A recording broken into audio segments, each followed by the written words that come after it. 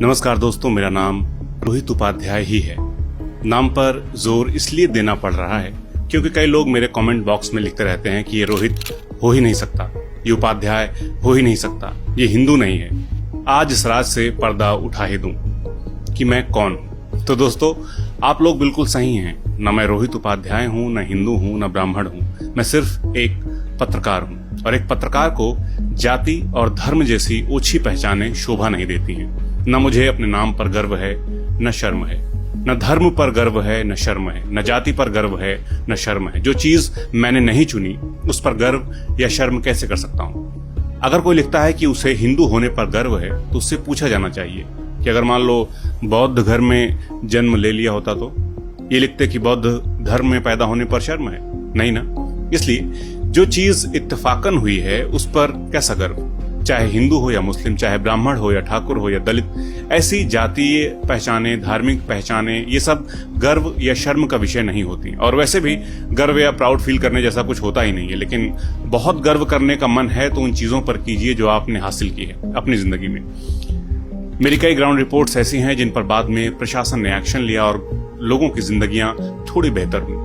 मुझे इस पर गर्व तो नहीं, लेकिन अच्छा जरूर लगता है कि जैसी दुनिया हमें मिली, हमने उसको थोड़ा सा बेहतर बनाने में जो भी हो सकता था अपने स्तर से योगदान दिया। अब आप सोचिए कि दिन रात फेसबुक पर गाली बकने से, व्हाट्सएप, सोशल मीडिया पर आपस में ही नफरत फैलाने से, किसी खास नेता या पार्टी के टट्टू बनने से आप क्या हासिल कर रहे हैं? मन में इतनी नफरत भरे घूमते हुए छोटे और बड़े भाइयों से कहना चाहता हूं कि कभी जोड़ने की, मोहब्बत की बात करके देखिएगा, बहुत अच्छा लगेगा। अपनी माँ को, अपने पापा को बताने में आपको गर्व महसूस होगा कि नफरत में जल रही इस दुनिया को बचाने के लिए आपने एक छोटी सी कोशिश की।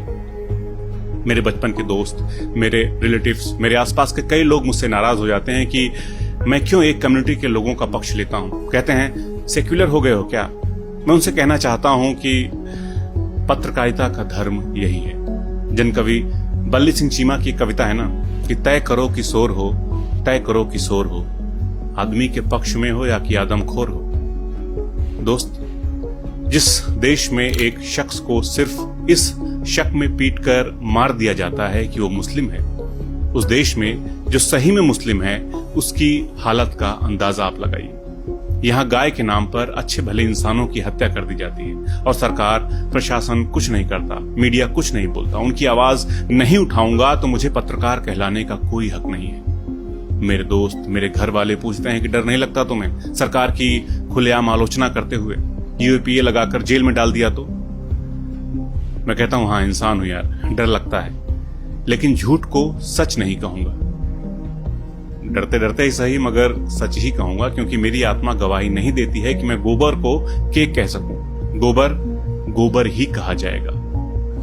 कितनी बेसिक बातें समझानी पड़ रही हैं। खैर, इस वीडियो में हम बात करने वाले हैं सेक्युलरिज्म की। आगे बढ़ने से पहले आप सभी लोगों का एक बार और शुक्रिया अदा करना चाहता हूं। आप लोगों ने मेरे YouTube चैनल को इतना प्यार दिया। अब सिर्फ 2800 सब्सक्राइबर्स और रह गए हैं 1 लाख होने में। तो अगर अभी तक आपने सब्सक्राइब नहीं किया है तो प्लीज YouTube पर जाकर मेरा नाम सर्च करें, रोहित उपाध्याय, और ये चैनल सब्सक्राइब कर लें। आपका एक सब्सक्राइब मेरे लिए बहुत इंपॉर्टेंट है, इसलिए प्लीज सभी लोग सब्सक्राइब कीजिए।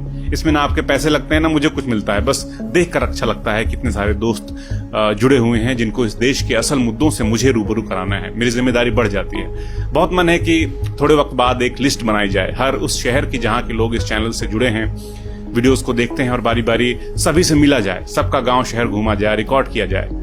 तो दोस्तों, सब्सक्राइब जरूर करिए, हौसला बढ़ाइए। आगे इस चैनल पर बहुत अलग अलग तरह की कहानियां लाने वाला हूं आप लोगों के लिए। तो हम इस वीडियो में बात कर रहे हैं धर्मनिरपेक्षता की, सेक्युलरिज्म की। साल 1976 में हमारे संविधान के प्रियम्बल में ये सेक्युलर शब्द जोड़ा गया। लेकिन जब हमारा देश आजाद नहीं था तब भी उस दौर की सबसे बड़ी पार्टी रही कांग्रेस में हिंदू और मुस्लिम दोनों धर्मों के लोग शामिल थे और मिलकर आजादी के लिए काम कर रहे थे। फिर धर्म के नाम पर पाकिस्तान बना। बंटवारे में बहुत मारकाट हुई, दोनों धर्मों के लोगों के बीच दूरियां बढ़ी, मगर उससे हम उभरे और सबको साथ लेकर चलने लगे। ये इसलिए संभव हो पाया क्योंकि हमारा देश किसी धर्म से नहीं, संविधान से चल रहा था, और संविधान के मुताबिक हमारे देश के हर नागरिक को बराबर का अधिकार मिला हुआ है, चाहे वो किसी भी धर्म या जाति का हो। हम बचपन से पढ़ते आ रहे हैं कि दुनिया ताज्जुब महसूस करती है कि हमारे देश में तमाम तरह के धर्म, भाषा, कल्चर, लाइफस्टाइल को मानने वाले लोग हैं, फिर भी हम एक हैं। अनेकता में एकता है, यूनिटी इन डाइवर्सिटी है। मगर पिछले कुछ सालों से इस एकता को खत्म करने की कुछ लोग लगातार कोशिश कर रहे हैं। जाने कौन सी मैथ्स लगा रहे हैं जो उन्हें यह बता रही है कि देश की 14-15% की आबादी से 80% आबादी को खतरा है। लोग इसे सही भी मान ले रहे हैं। हिंदुओं की आबादी के सामने इस देश में मुसलमानों की आबादी ना के बराबर है और आने वाले वक्त में भी यही रहने वाली है। पिछले वीडियो में हमने बात की थी कि हिंदू और मुस्लिम सभी की टोटल फर्टिलिटी रेट यानी प्रजनन दर में तेजी से कमी आई है। तो वो जो मुस्लिमों की आबादी तेजी से बढ़ने वाली बात थी वो झूठ साबित हो चुकी है। ऐसे में कायदे से तो दोनों धर्मों के बीच कोई विवाद होना ही नहीं चाहिए, क्योंकि विवाद का कोई आधार ही नहीं है। मगर कभी इतिहास के नाम पर, कभी मंदिर मस्जिद के नाम पर, कभी कश्मीर के नाम पर, कभी वंदे मातरम के नाम पर, कभी गाय के नाम पर इस देश की माइनॉरिटीज के खिलाफ अत्याचार किया जाता है। ऐसे में जो हमारी गंगा जमुनी तहजीब की विरासत है वो खतरे में पड़ गई है। मुस्लिम्स इस देश में अपने फ्यूचर को लेकर के चिंतित हैं। उन्हें लग रहा है कि अगर हिंदू चाहेंगे तो अकेले सरकार बना सकते हैं। नेता, मंत्री, अधिकारी, कोर्ट, मीडिया, हर जगह हिंदू ही तो हैं। मगर ये देश सेक्युलर है, किसी धर्म का नहीं है और सभी धर्मों का है। इस देश में सब आजादी से सांस ले सकें इसका अधिकार मिला है, जिसकी रक्षा करना इस देश के हर हिंदुस्तानी का कर्तव्य है। क्योंकि एक वक्त के लिए मान लीजिए कि सभी मुस्लिमों को इस देश से निकाल दिया जाए तो क्या होगा, सिर्फ हिंदू बचें तो क्या होगा? नफरत फैलाने वाली पार्टियों की राजनीति खत्म हो जाएगी? नहीं, फिर ये पार्टियां देखेंगी कि कहां फूट डाली जा सकती है। हो सकता है कि फिर ये सवर्णों का पक्ष ले लें और दलितों के खिलाफ प्रचार करना शुरू कर दें, दंगे करवाने लगे। तो कहने का मतलब है कि इन्हें सिर्फ लड़वाने से मतलब है ताकि इनकी राजनीति चलती रहे। और नफरत का दोस्त कोई अंत नहीं होता है, ये एक बार फैल गई तो कोई नहीं बचेगा। इसलिए नफरत के खिलाफ लिखिए, बोलिए और इसे रोकिए। बाकी नवाज देवबंदी साहब ने लिखा है ना, जलते घर को देखने वालों, फूस का छप्पर आपका है, आपके पीछे तेज हवा है, आगे मुकद्दर आपका है। उसके कत्ल पे मैं भी चुप था, मेरा नंबर अब आया। मेरे कत्ल पे आप भी चुप हैं, अगला नंबर आपका है।